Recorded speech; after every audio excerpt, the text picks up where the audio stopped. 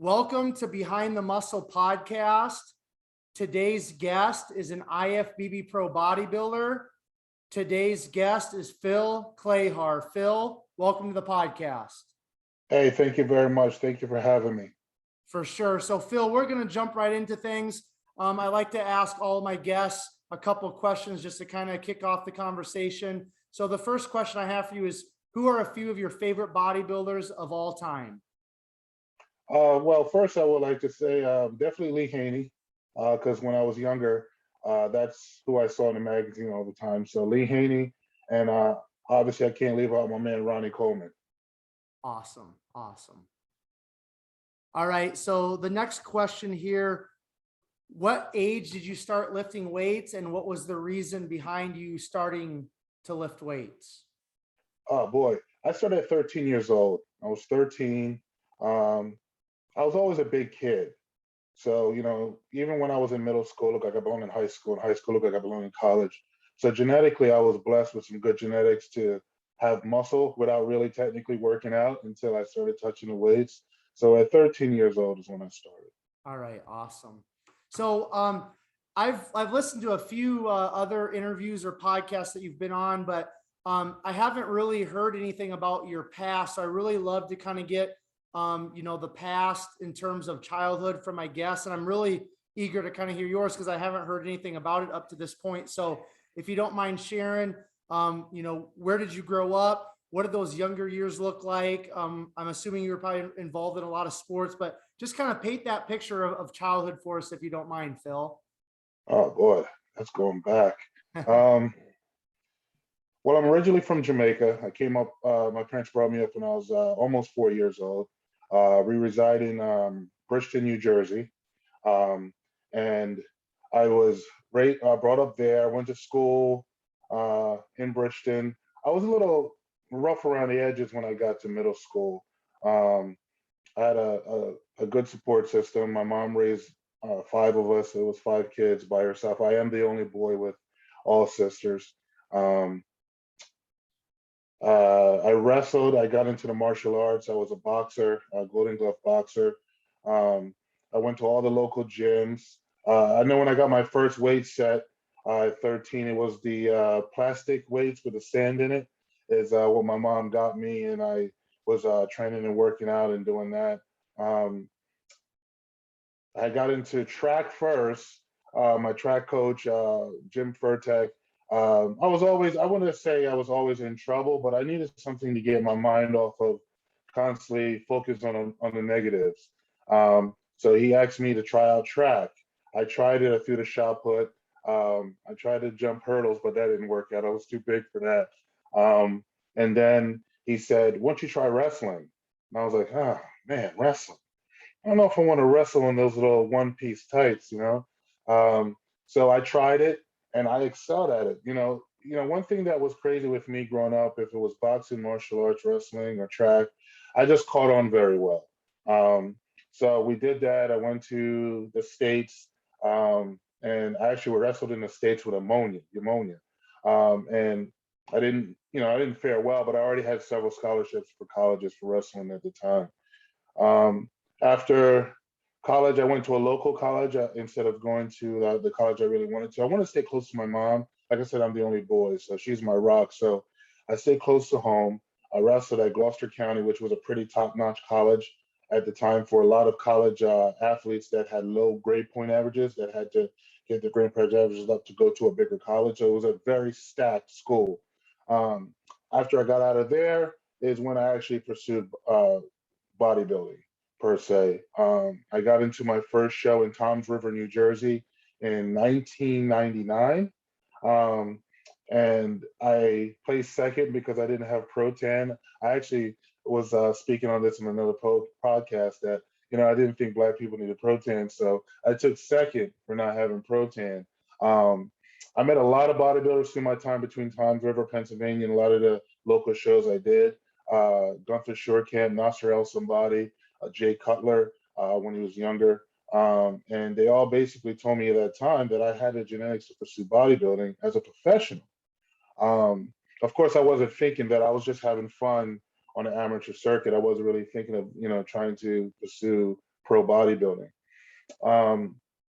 I moved to Florida in 2008, coming from New Jersey, where I entered I hooked up with Tim Gardner, which is one of the biggest promoters right now for a lot of IFBB Pro shows.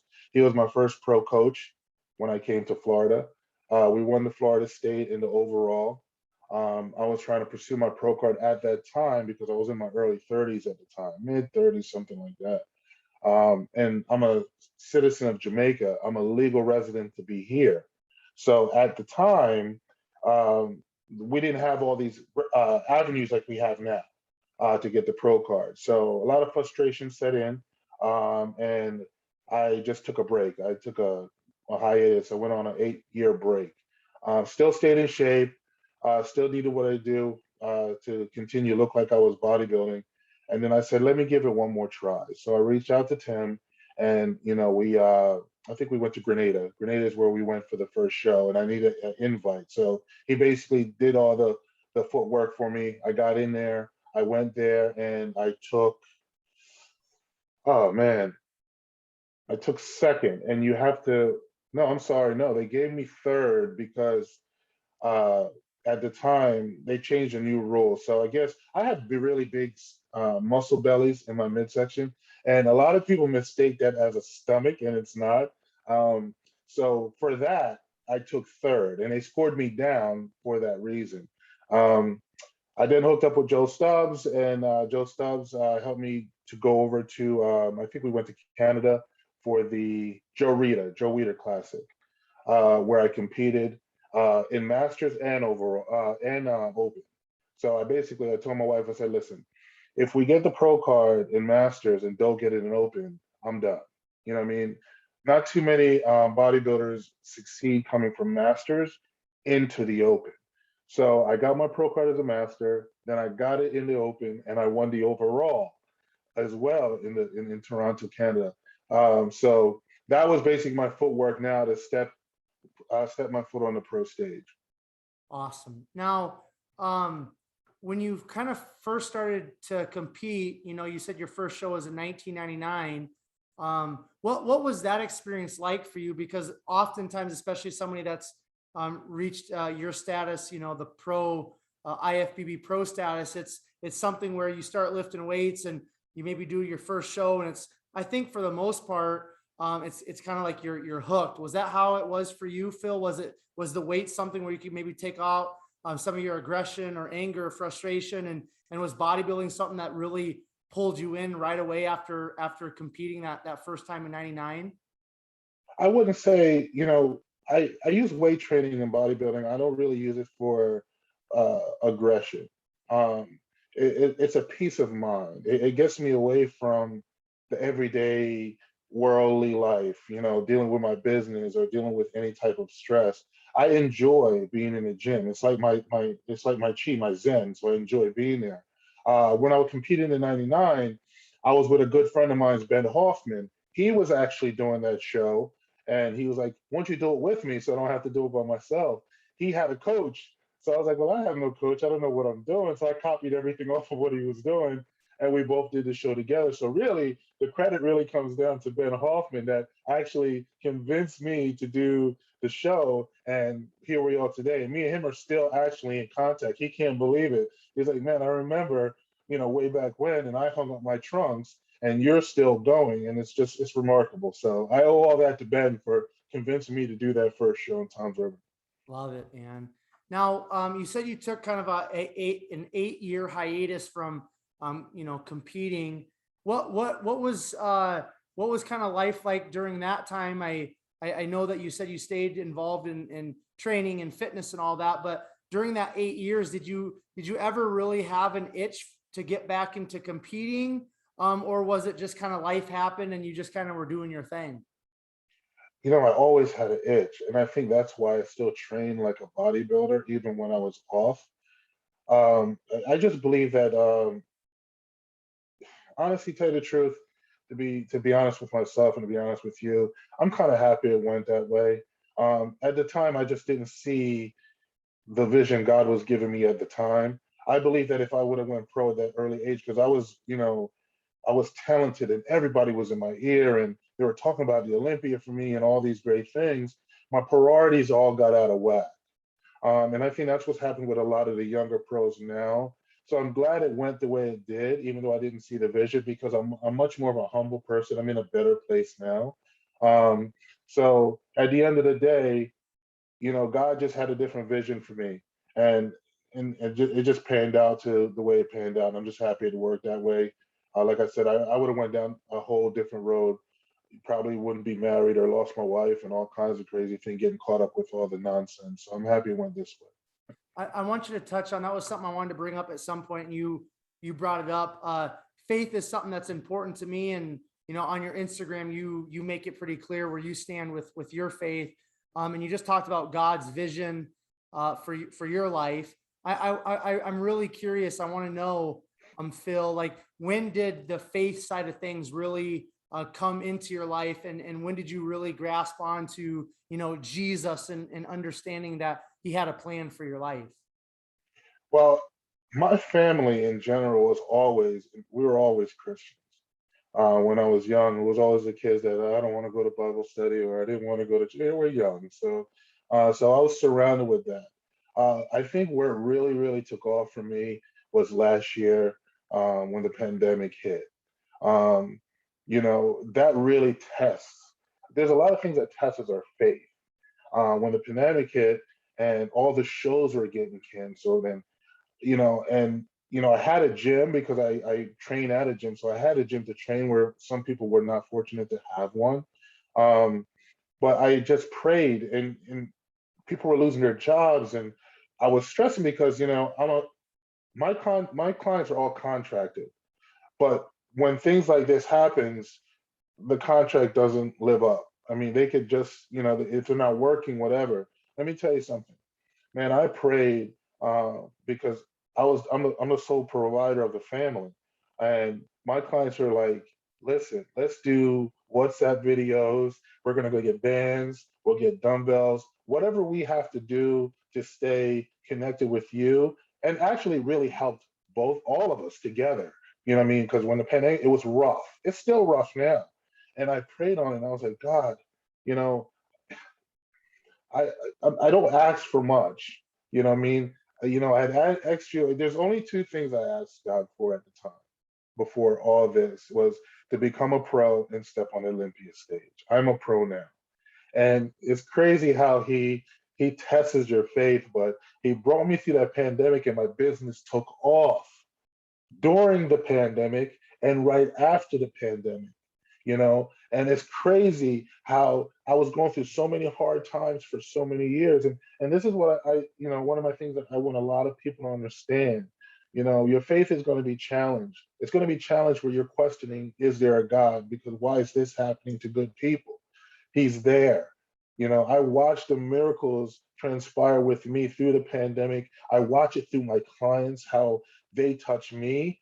My clients is why I came back from that hiatus from bodybuilding, and that's God working through them. He works through a lot of different people, and he lets you know that he's not done. He said to me that I'm not done with you yet, and like I spoke in the other podcast, everybody just wants to know like how I transform myself from the Tampa, and they came in so freaky in Texas, And I'd said to the NPC news guy, I said, listen, if they don't believe in God, they're going to believe in God when they see me step on stage tomorrow, because I light up the stage, and I just believe that I have an armor of God and I light up that stage. So at the end of the day, man, like I said, through the pandemic, he just came over me, and I touched so many of my clients' lives that were going through so much, and you know thinking of taking their lives and all kinds of crazy things. So I just asked God to use me as a vessel. So like I said, through the pandemic, right after that, as I just continue to believe in him, I take my hands off the wheel and then let him steer.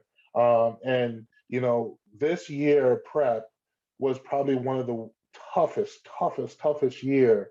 And it has nothing to do with my age. It was just that I just had a coach that challenged me.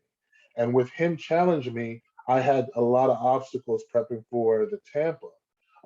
So I used to say, I never told my wife, but she always believed I can do all things through Christ, and she's 100% right. But I used to say, God, I can't do this. My ankles are swelling.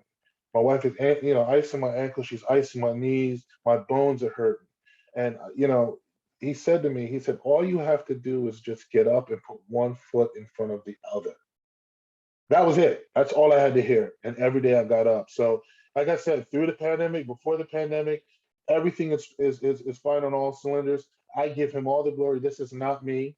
Everybody wants to say what a great job I'm doing. This is 100% not me. And I'm going to glorify him until the day I die, that this is his work. And he's using me through this platform to touch a lot of people and show him that he's real. Amen. I appreciate you touching on that, Phil. Now, what age were you when you actually earned your pro card? I was 44 years old. 44. All right. So what was then kind of when you earned your pro card? I believe it was in 2017. Yes. Okay, cool. What was kind of like at that point, because you said earlier that, there's not very many people that get their pro card at a master's level and do much once they turn pro or get that pro card. So what was your mindset? Was your mindset when you came back after that 8-year hiatus just to get your pro card and be done? Or were you always kind of set on like, hey, I want to win competitions and I want to go to the Olympia? What was your mindset coming back? And then once you got your pro card at 44? Like I said, when I entered both divisions, I entered the Masters and I entered the Open. And I basically already had it in stone of my decision. And like I told my wife, winning the Masters is great. Let's just say I'm winning it because I'm going against guys my age. To be a successful bodybuilder, in my opinion, at the age I was going, make the attempt to go pro, you have to be able to win in the Open. You have to. And my whole family was in Toronto. My mom has never been to a bodybuilding show. And this is what the people in Toronto said. They said that when you stepped on stage, all we saw was you. It was like an angel with wings. The light was just on you. So I said, if I could win the Open, then I will take off and I know I will be a successful bodybuilder. I was not expecting to win the overall. And when that happened, let me tell you something. I cried on stage when it happened. I'm a very emotional guy. I don't hide it. When I was younger, I was not like this. I think as you get older, you start to be a little bit more emotional. But when I got it, I said, I think we can do this. So by winning that Open, it showed me that I can be a successful pro. And trust me, don't get me wrong, the beginning as a pro was a struggle. It was a heavy struggle, and it was making me second guessing if I wanted to continue. So let's talk about that from kind of me doing a little bit of research. I believe your pro debut was in 2018. Is that correct? Yes.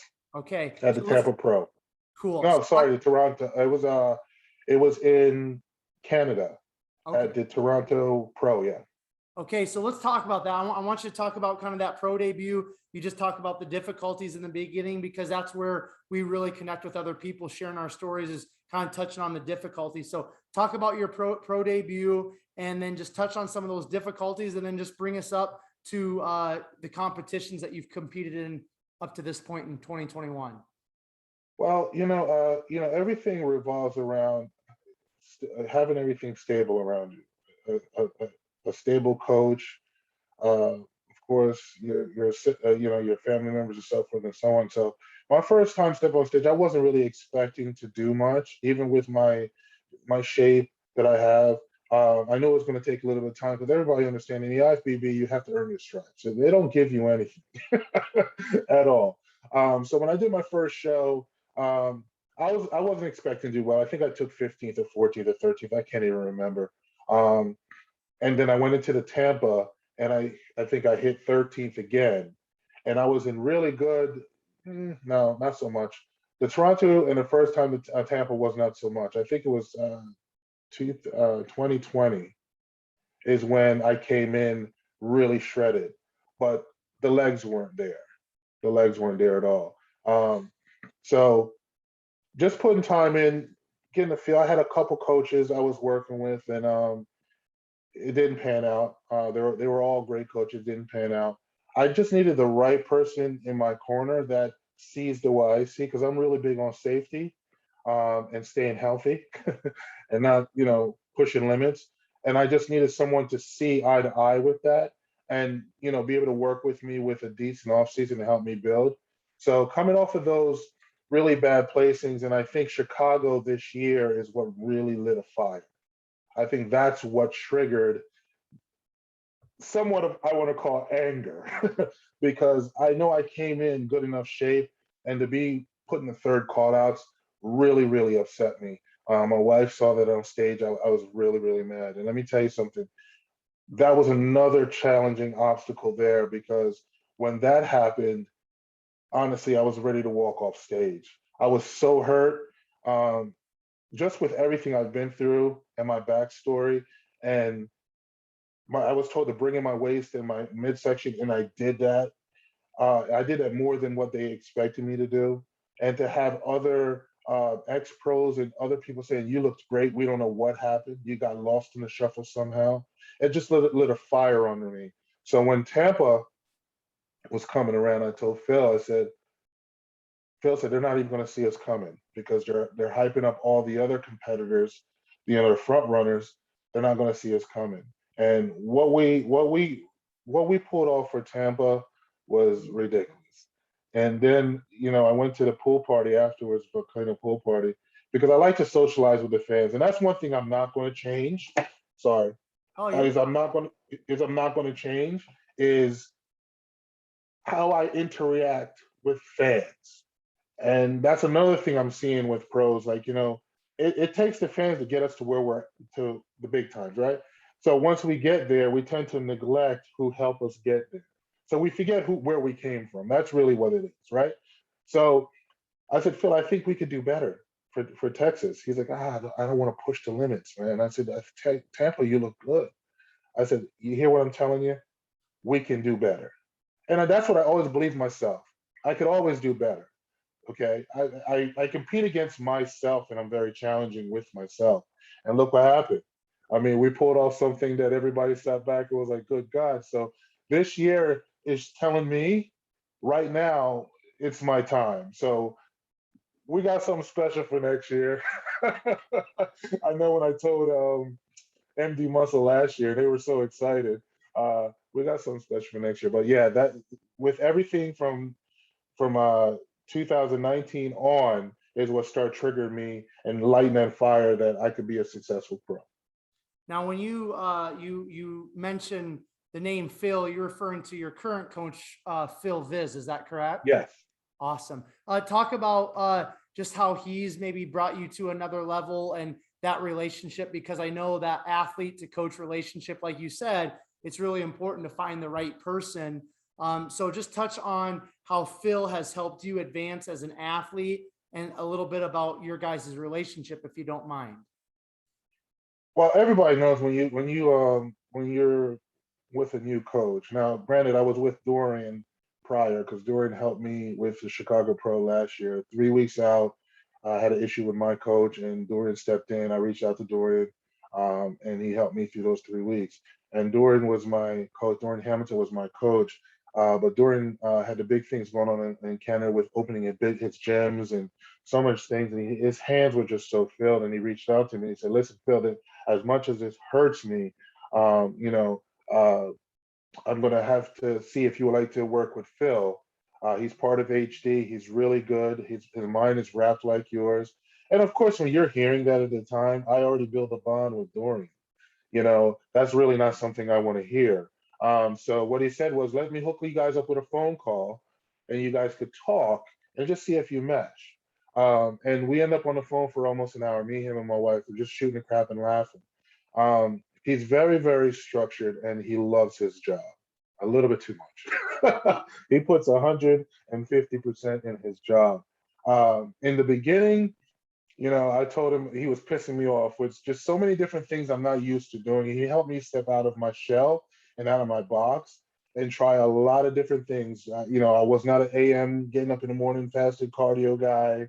I was not the guy that, with all the glute work we had to do. I really think he's more than a coach. And I just want to say he loves his job. Everything is science. And if it doesn't, if you have a question, he has an answer. And that's one thing with me because I coach athletes. And if a coach don't have the answer, that's a problem. Especially with everything going on with as you see some of these bodybuilders that's passing. You just have to have a coach that has your well-being in check. And if you question some things, we all have to be accountable for ourselves as well. But one thing with Phil, I don't have to worry about that. He knows what he's doing, and like I said, if I have to question something, he answers the question. So we have that bond. We both hit heads at times, but he's a little bit like me with how I coach my clients, and that's what I like. Excellent. Now, so you competed, I believe, 3 times this year: Chicago, Tampa, and Texas. What is and this last 2 weekends ago now, the Texas Pro? I mean, there's been a lot of social media chatter about you, and it's really cool to see, especially somebody like you said, somebody that's a master's athlete and your age. It's just like, it doesn't matter what age you are, man. Like if you're focused and you're disciplined and you're moving in the direction you're supposed to be moving, like anything is possible. So what is the rest of 2021 look like for you in terms of competing? And then what are your plans for next year, if you don't mind touching on that?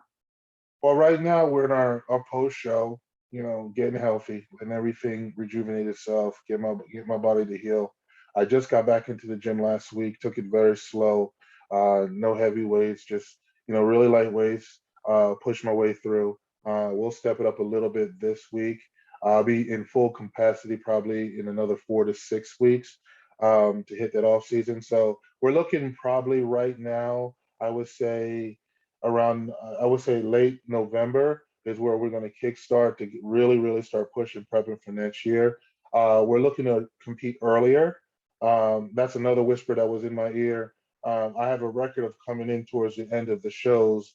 Like last year, I did New York, Tampa, and I did another one. I did 3 shows last year in Chicago because they were both. I think New York was in Tampa, Chicago was in Atlanta, and then Tampa was in Tampa. So I did all 3 of those shows, and they're all tapered towards the tail end of the year. So with watching this year, I missed the Olympia by 8 points. We're seeing this year. If we would have competed earlier in the year, which I don't think I would have been ready anyway, I think we would have been in the Olympia this year. So that's our game plan. We're going to strike early, really, really early. And I'm still going to do Tampa. That's my hometown. I have to do it. And of course, Texas is in my ear. They want me to come back. I mean, we killed the numbers in Texas between me, Ian, and Steve Kuklo. We killed numbers there. So right now, the game plan is compete early next year. Probably Cal. I'm not sure yet. I don't want to give nobody no heads up because we love to surprise people when they see me on the list. So earlier next year, we're probably going to kickstart dieting probably in January, mid-January. Awesome, man. Now I want to touch on a little bit about like your own coaching, your own training. And do you guys own a Anytime Fitness down there in Florida? I run space out of Anytime Fitness. I've been there for 5 years. So Jonathan Carl's the owner. He's actually been a big. Let me tell you something. They always say it takes a village, right? So I have my family, and then I have my Anytime Fitness family. So yeah, I rent space out of there. They're literally 7 minutes down the road. So you can ask for anything better, prepping for a show. Don't have to travel on a highway. The gym is right down the street. So I rent space out there. I train my clients out of there. I'm an independent contractor.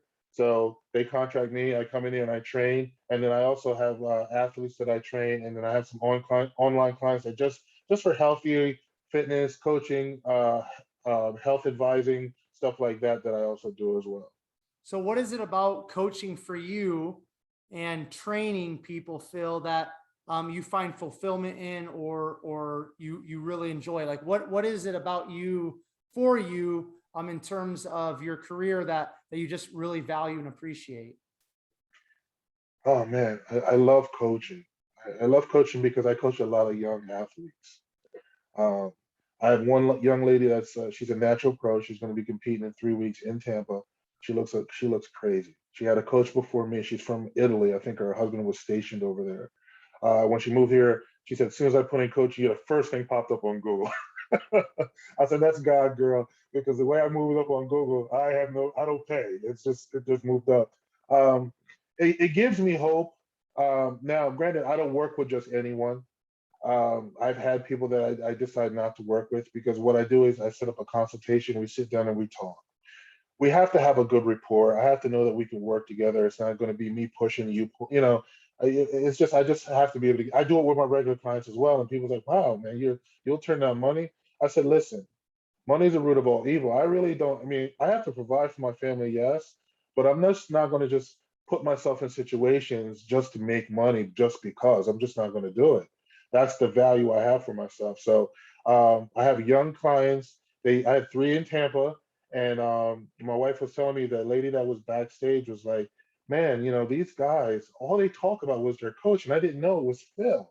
And she's like, "I hope my clients would speak about me so highly like they speak about Phil." So my clients, they have to be respectful, they have to be humble, they have to carry themselves to the utmost high.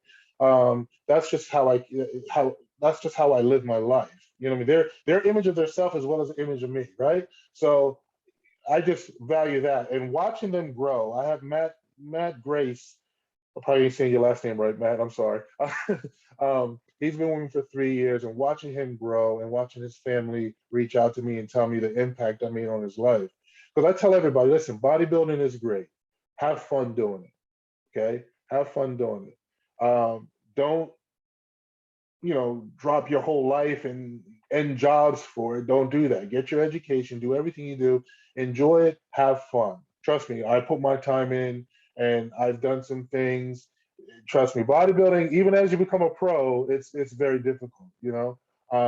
Same thing with my clients. So I just look back. I just want to give back, man. I want to give back and just watch my legacy grow, not just through my own kids, but through my clients, and just look at the impact that I put on. Even like elderly people that comes to the gym in the morning, to hear them tell me I'm the reason why they get up in the morning. You know what I mean? That's it's they think I'm inspiring them. They're really inspiring me. Like I told my guys and I told my clients, I said, without you guys, I wouldn't be here. Like when I had to take off to Texas for a week, I couldn't work. I said, I want to put my full effort into this training. And my clients were so cool. Go do your thing, coach. Go do it. You got this. So I have so much support from them that long as I continue to give back and do what God brought me here to do is just to give back with peace, love, and stay humble. I love coaching. I love training, involved with people that's not my clients, anything that I could change lives or save a life. That's the big word, or save a life. I'm going to do what I have to do. So I'm going to keep pushing it. I was going to retire next year. I told everybody, I said, next year was, my wife was already mindset, even though she didn't believe me. I said I was going to retire next year, no matter what, no matter how great I did. But God is putting in my heart, and I think He put the right pieces together. And the Olympia stage is going to happen, and I'm going to glorify Him next year like you don't even know. So Right. I'm just really excited. Like I'm really excited to do these podcasts, and I'm trying my best not to shut none down because I just want to share, you know, God's word and what God does for me and the love and peace, because the stuff that I'm getting on DMs on social media, I couldn't even tell you. It's, you know, people are telling me they're crying watching the video that I placed because they were in dark places. So if I have to do these podcasts and tell everybody that hope is there, no matter what, it's there. Just looking within yourself and truly believe, truly believe. The trick that I have with my clients is this: wake up in the morning and look yourself in the mirror and say, I am somebody. Say it 3 times, and I can do all things through Christ. Okay. I said, just sow those things and just sow it and go out there and tackle that day like it's your last day on earth. Awesome, man. Now, touch on, I know you mentioned your wife, and I know family just from your social media and stuff is a huge part of your, success. So just touch on the importance of family. And you mentioned legacy a little bit ago. Talk about family, talk about your wife, and just how that support system really has been everything for you in terms of your career and professional bodybuilding. Well, I know everybody says this and you hear it a lot, but family is key.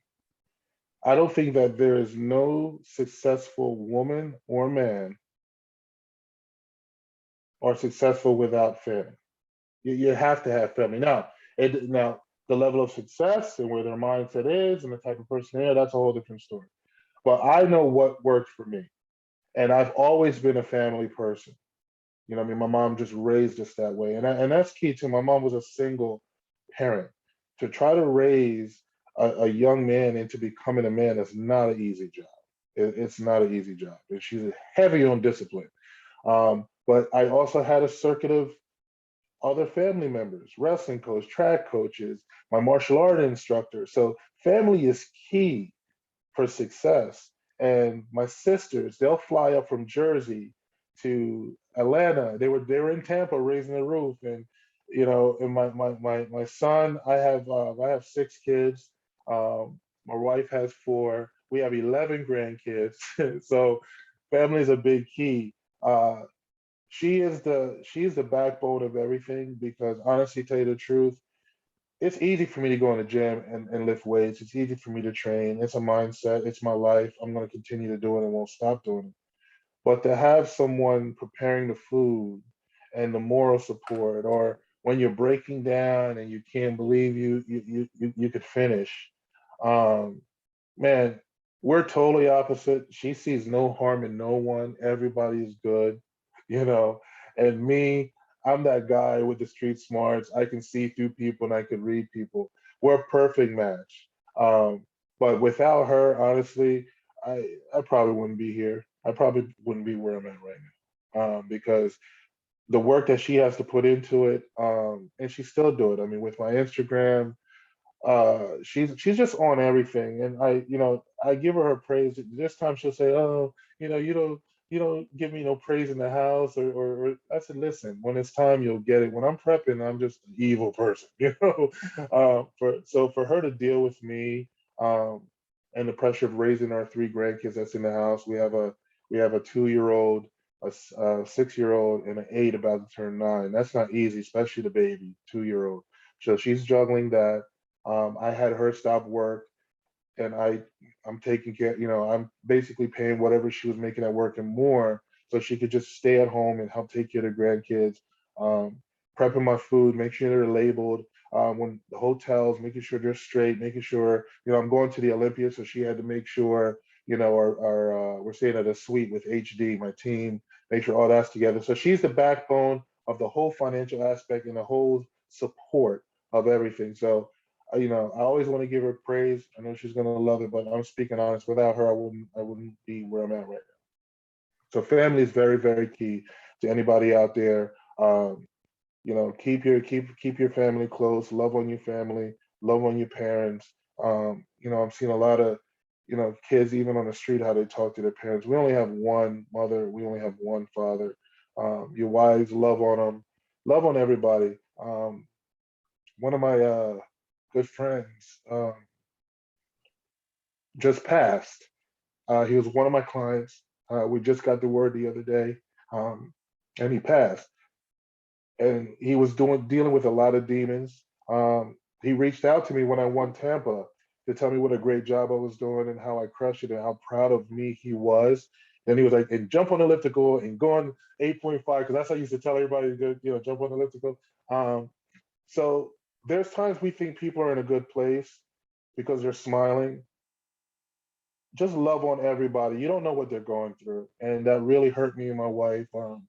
And we got praise out for his wife. We're very, very close, and just everybody take every day just to love on someone because you never know when they're no longer going to be here. I want to transition a little bit here and touch on training.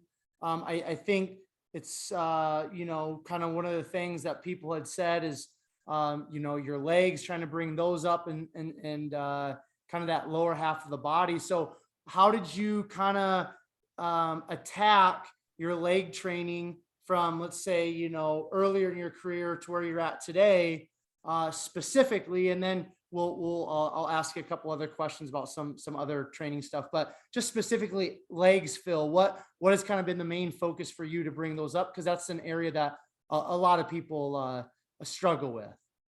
Well, I'm gonna be honest with you. I hate legs. I love them now, but throughout my career of coming up, man, when leg day came, I really honestly did put 100% into it because my quads as a wrestler, I always had big quads as a wrestler. In bodybuilding, because I'm 6 foot tall, of course, we have to put a little bit more work in to build that muscle mass where we'll compete against the shorter bodybuilders.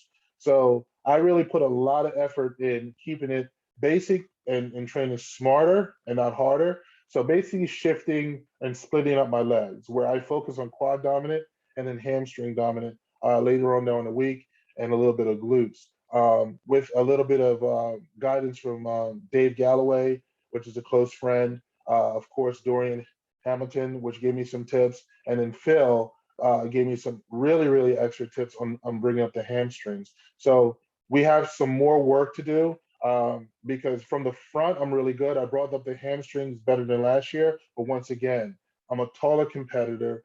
So a little bit more thickness in the back shots in the leg area of the hamstrings, and I think we're going to be golden. I don't want to really try. I'm not trying to put on any much more size because I don't think there's a significant. I think my upper body is great and my legs are great, but we're going to try to come in a little bit more fuller, so we're not getting a little bit out muscled by the shorter competitors.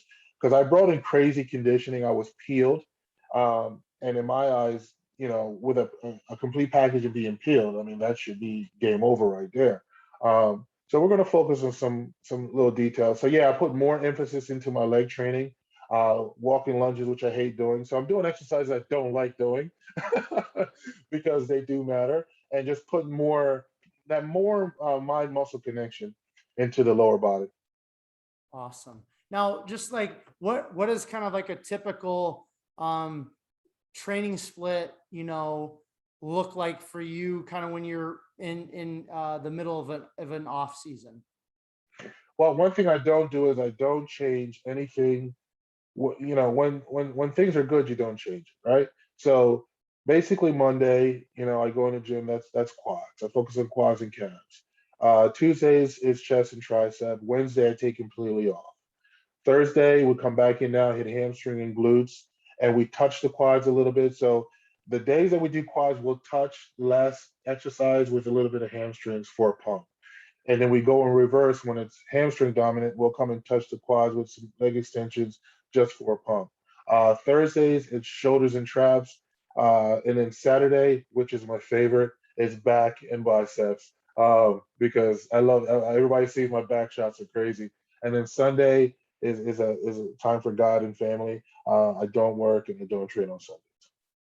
What is the recovery look like for you, and what do the off days look like for you? I'm assuming just because of your age, simply there really has to be a focus on rest and recovery. So what does that look like? Is there massage? Is there chiropractic work? Kind of touch on that, please, Phil.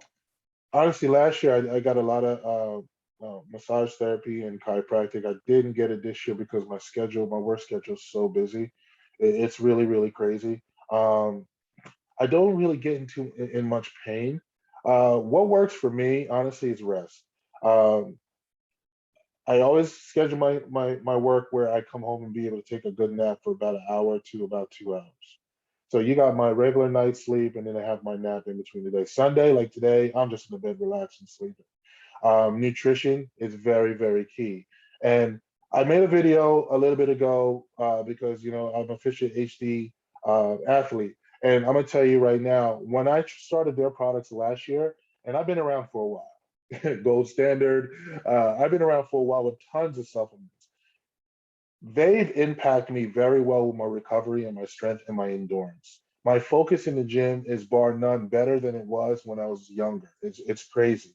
And that's why I love being an ambassador for them. So key thing is rest, supplementation, and recovery. All those things is going to help you recover. And like I said, I train smart. Now, off season, I will push some weight, but I don't push anything that's ridiculous to the point where I'm going to put myself into a situation where I'm sacrificing form.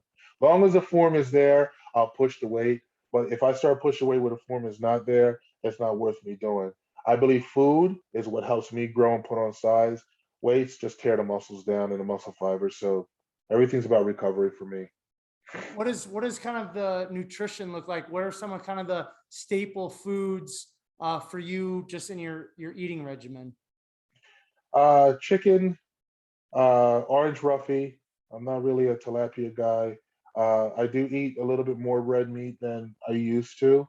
I think that's what really helps me fill out more, which I honestly didn't know that. I'm learning a lot from Phil.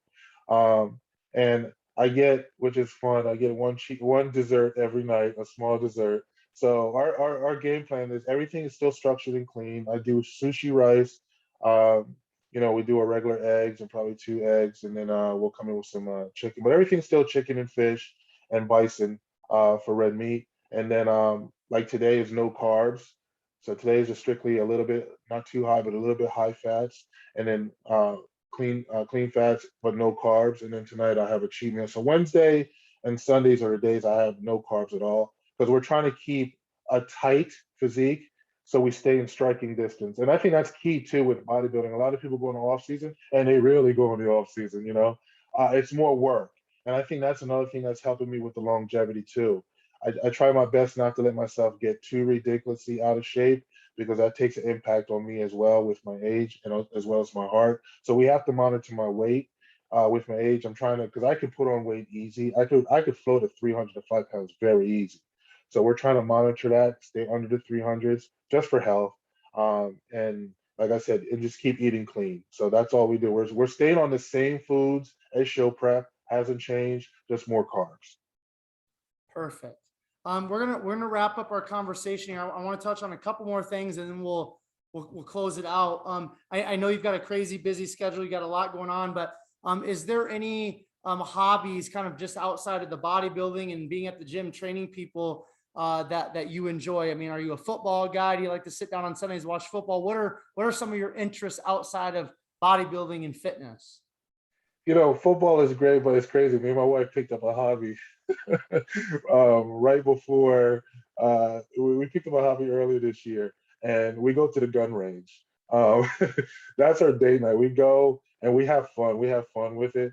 We go and we shoot guns, and we normally do it every Saturday night or every Sunday. That's really our hobby, because I do work a lot, and she's home a lot by herself. So I always want her to be able to defend herself if I'm not here. So that's one thing we do. And then yes, when football hits, I haven't really caught much preseason, but she loves every sport where some women don't. I mean, she loves UFC, which I love all, UFC. She loves football. Whatever I like to do, she already liked to do it anyway. She's a little tomboy. So, those are the things. But yeah, definitely football is one of our main hobbies, and then going to the range on the weekends. Love it. So you mentioned legacy earlier. What is the legacy, Phil, that you kind of want to leave to your kids, your grandkids, your clients, just the world in general? Oh man, well my kids, I already embedded in them with nutrition values and parenting skills, and I wasn't the greatest dad because I had kids when I was young, um, but I had an opportunity. I was telling my wife several years ago, it's crazy because when I was young, I was not really responsible. I spent time with my kids. I drove, and I picked them up, but I just wasn't that dad because I was just not mature at the time.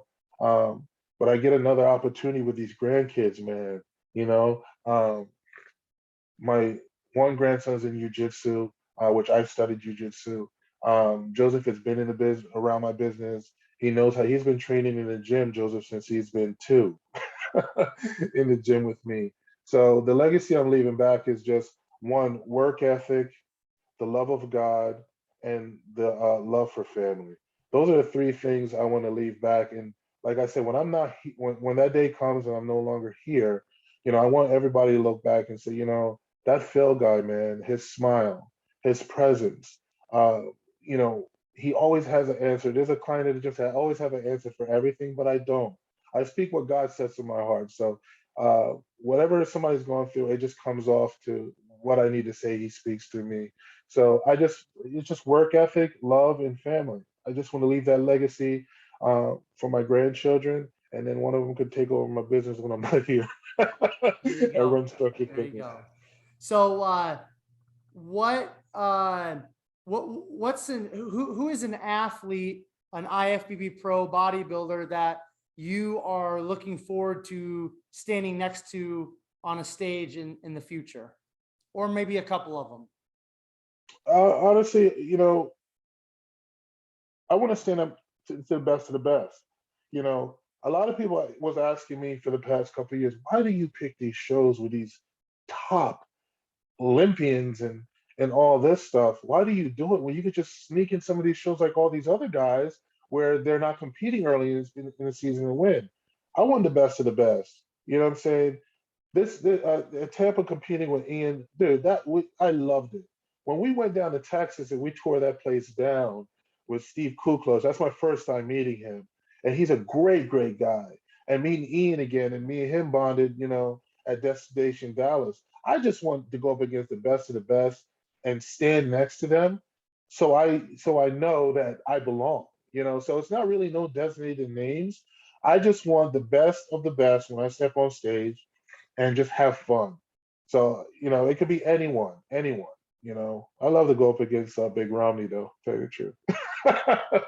Hey, next year you're going to be on the Olympia stage and go for that first call out. That would be that would be just an amazing work of God and testament of God. You know what I mean? And it's going to happen. Oh, yeah. It's going to happen. We're gonna end it there. I want to give you an opportunity, Phil. We had a very thorough conversation. Thank you very much. Are there any final words or anything that you would like to leave with the listeners? Yes. First of all, if you need to reach out to me, Team Clahar on Instagram. I want to give a shout out to HD. They're my family, beyond family over there in Canada. They're going through it. I love you guys. You guys are toughing it out. I appreciate you guys sending my supplements fast to me. Shout out to Anytime Fitness in Wesley Chapel, Jonathan Call, Jelly, Warren, Corinne. Y'all know who we all are. I love you guys. And then just a special shout out to all my fans on social media that's been killing me with love and tons of blessings. I'm very, very truly honored and really appreciative with all the positivity and all the drive. You guys are making me so much focus for next year. I don't want to disappoint. I was telling somebody, I feel like I have the world on my shoulders, and I love it. So my thing to everyone is, please love on each other, love on each other, love on your family, love on your friends each and every day. And if you're going through anything out there, please don't hesitate. You can reach out to me on Instagram. I've been answering every Instagram. I don't know how I'm doing it, but reach out to me or reach out to someone. Do not stay secluded or in the dark. The devil works in the dark. And I love you guys, and God bless you all. Excellent. Phil, I greatly appreciate you. I know you've got a crazy schedule. I know you've got so many people touching base and reaching out on Instagram. Thank you so much for taking a little bit of time on your rest day, your off day, Sunday, to share your story. I greatly appreciate it. No, thank you, man. God bless you. Take care. For sure. Listeners, thank you so much for listening.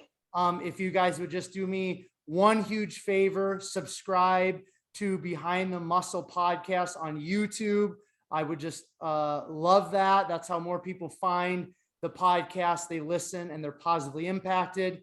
I will leave you with this. Remember, behind the muscle, there's always a story. We'll catch you guys later.